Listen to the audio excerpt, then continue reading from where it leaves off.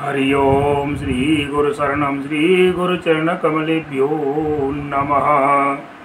सज्जनों, देखिए आज के प्रसंग में मैं इस बात को आपके सामने रख रहा हूँ कि रावण और बाली दोनों बलवान थे। बाली को ऐसा बताते हैं कि सामने वाले की आधी ताकत उसके अंदर आ जाती थी। तो इतना बलवान बाली और रावण ब्रह्मा जी से वरदान पा करके और अत्यंत बलशाली शंकर भगवान के कैलाश को उठाया जिन्होंने अपनी भुजाओं पर।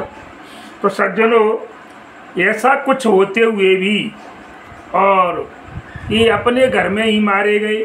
कहने का मतलब है ये अकेले नहीं, अर्थात इन्होंने अपने पूरे परिवार को भी नष्ट करवाया। ऐसा क्यों? रावण का पूरा कहती है कि इकलक पूत सवालक नाती ता रावण घर दिया नवाती। और बाली का क्या हाल हुआ वो आपको पता है। लेकिन सज्जनों, तो आज का मुख्य प्रसंग है कि बाली और रावण अपने घर में ही और मारे गए। इसका मुख्य कारण क्या था? और श्री राम लक्ष्मण दोनों भाई वन में रहे, लेकिन फिर भी और वन में रह कर के भी और वे विजयी हुए। इसका क्या कारण है, इसको हमें बताइए।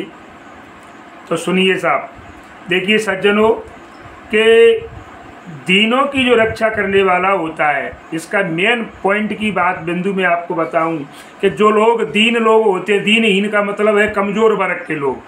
पैसे से गरीब नहीं माना जाता आदमी, उनकी व्यवस्था, पैसा जरूरी नहीं है, पैसा आता जाता रहता है।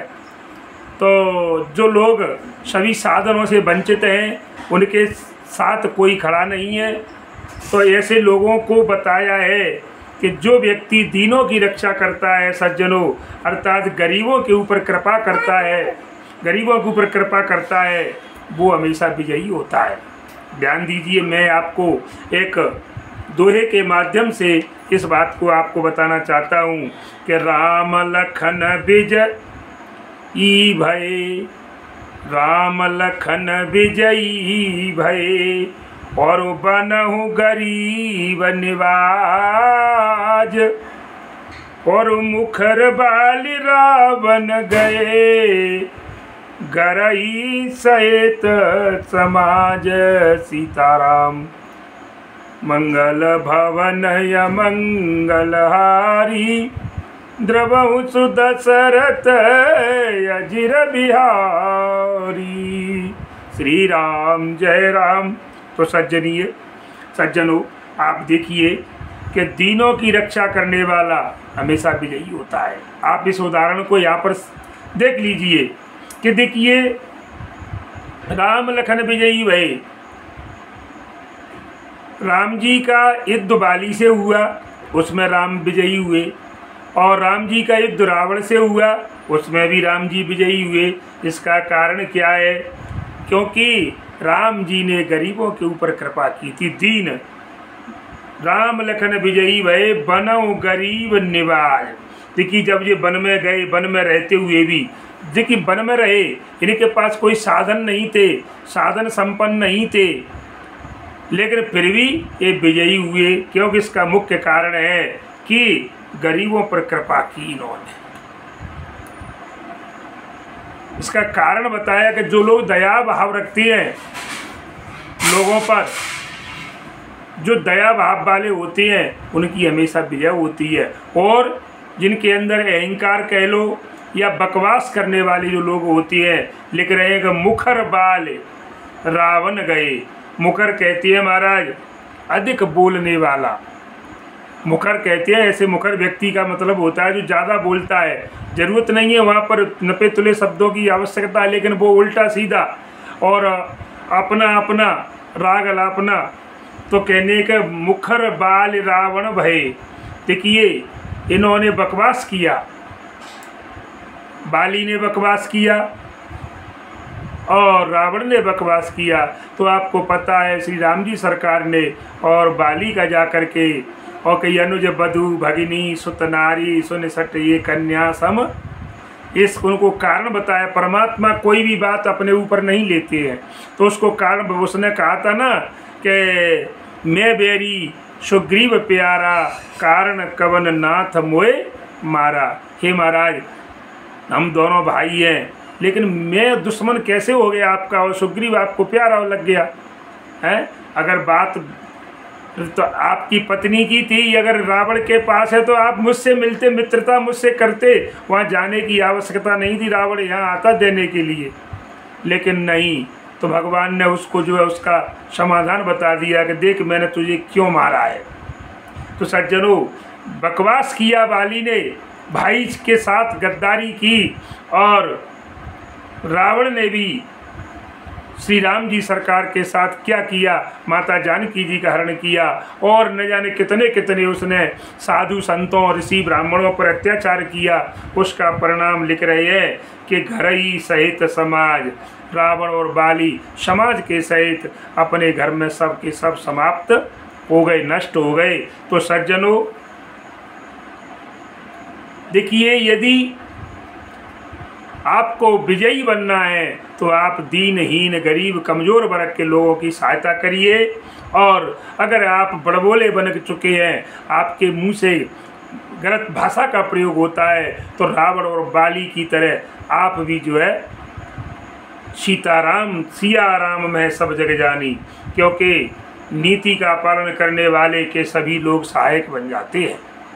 जो लोग नीति का पालन करते हैं सज्जनों, उसकी सब लोग सहायता करते हैं।